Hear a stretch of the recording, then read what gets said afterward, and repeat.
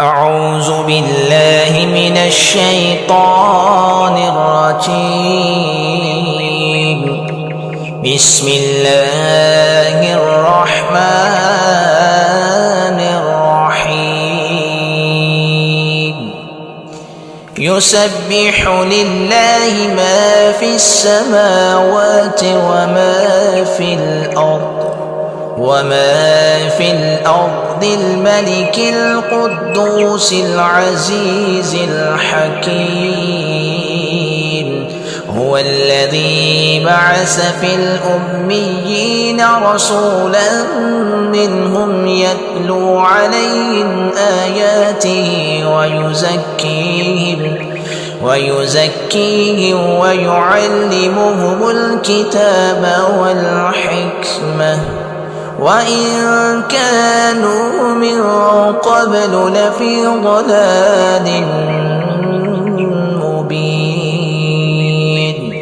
وآخرين منهم لما يلحقوا به وهو العزيز الحكيم. ذلك فضل الله يؤتيه من يشاء والله ذو الفضل العظيم. مثل الذين حملوا التوراة ثم لم يحملوها كمثل الحمار يحمل أسفارا. بئس مثل القوم الذين كذبوا بآيات الله والله لا يهدي القوم الظالمين. قل يا أيها الذين هادوا إن زعمتم أنكم أولياء لله من دون الناس فتمنوا الموت إن كنتم صادقين ولا يتمنونه أبدا بما قدمت أيديهم والله عليم بالظالمين. قل إن الموت الذي تفرون منه فإنه ملاقيكم ثم تردون إلى عالم الغيب والشهادة فينبئكم بما كنتم تعملون. يا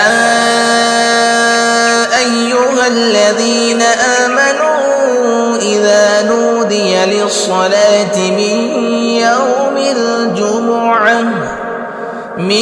يوم الجمعة فاسعوا إلى ذكر الله وذروا البيع ذلكم خير لكم إن كنتم تعلمون.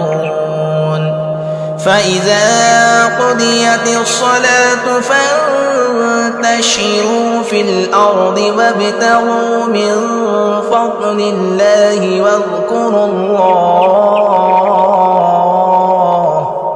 واذكروا الله كثيرا لعلكم تفلحون. وإذا رأوا تجارة أو لهوا انفضوا إليها وتركوك قائما. قل ما عند الله خير من اللهو ومن التجارة والله خير الرازقين.